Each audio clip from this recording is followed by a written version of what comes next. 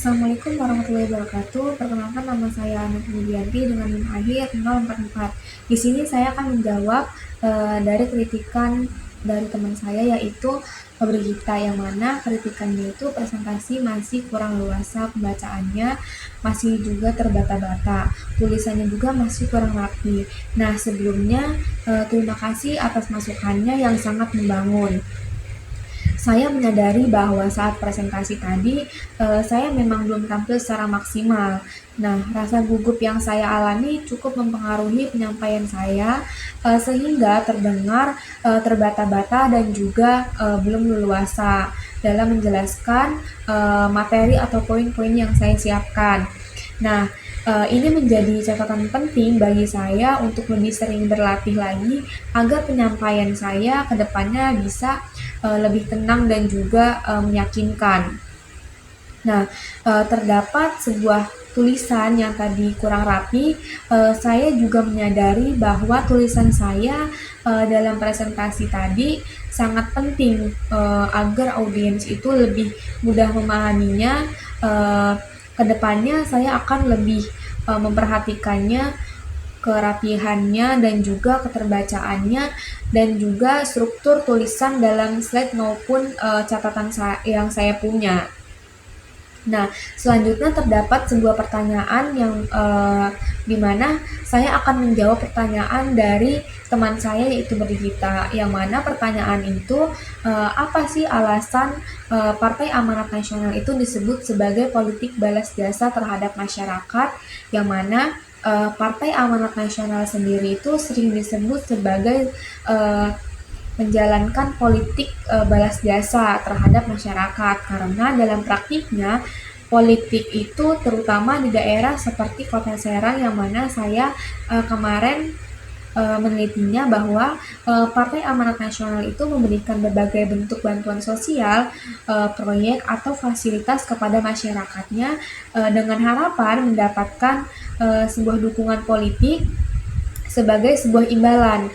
Nah, ini tuh merupakan sebuah bentuk patrones, yang mana partai itu bertindak sebagai patron atau pemberi manfaat, dan juga masyarakat itu sebagai sebuah klien atau penerima yang diharapkan membalas dengan adanya loyalitas atau juga suara.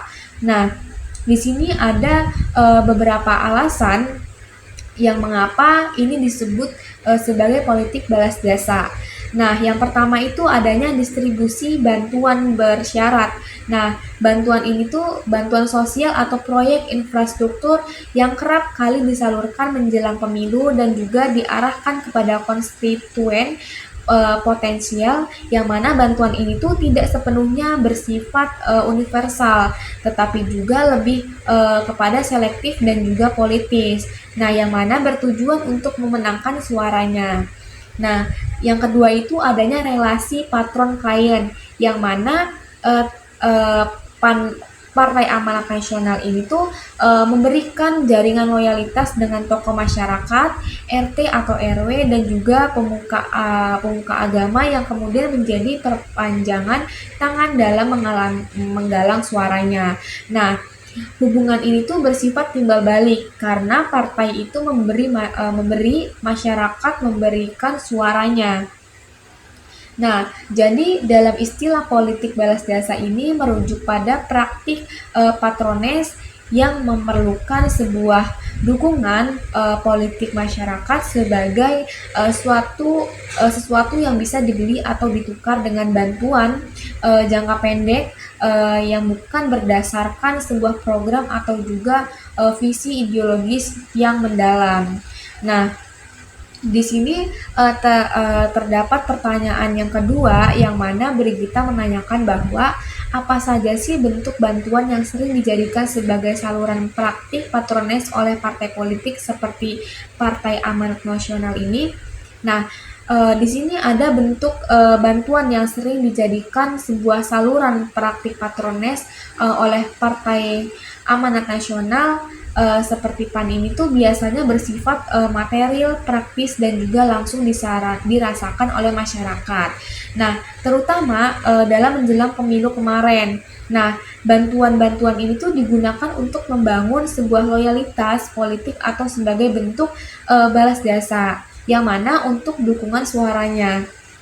Nah, ada beberapa bentuk bantuan tersebut, yaitu yang pertama adalah bantuan sosial tunai atau bisa disebut dengan BST.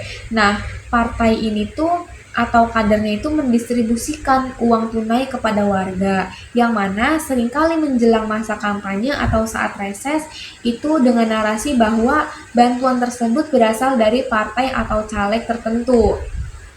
Nah, eee, yang kedua itu adanya, sembako dan juga kebutuhan pokok yang mana paket sembako ini seperti beras, minyak, gula, dan juga mie instan itu menjadi sebuah alat patrones populer karena, langsung dibutuhkan, oleh masyarakat. Nah, di distribusinya ini sering dikaitkan dengan citra partai. Nah, yang ketiga itu adanya sebuah bantuan infrastruktur lokal yang misalnya perbaikan jalan lingkungan dan juga pembangunan pos ronda, masjid atau irigasi kecil. Nah, meski didanai oleh negara, partai politik itu mengklaim bahwa proyek ini tuh terjadi karena aspirasi dari partainya. Nah, yang keempat itu ada program UMKM yang mana atau model usaha bantuan berupa alat produksi ataupun seperti kayak mesin jahit, gerobak, alat masak ataupun uang modal untuk usaha kecil yang mana diberikan lewat jalur anggota dewan dan juga dari partai tertentu. Nah, bantuan-bantuan ini tuh seringkali banyak dibungkus dengan simbol partai, spanduk dan juga penyebutan nama tokoh partai. Nah, agar penerima itu mengasosiasikan bahwa manfaat tersebut dengan Partai Amanat Nasional itu sebagai patron politik mereka. Nah, oke, itu saja yang bisa saya jawab. Sekali lagi, saya berterima kasih atas kritikan ini karena menjadi motivasi saya untuk terus memperbaiki diri dan juga tampil lebih baik di kesempatan berikutnya. Wassalamualaikum warahmatullahi wabarakatuh.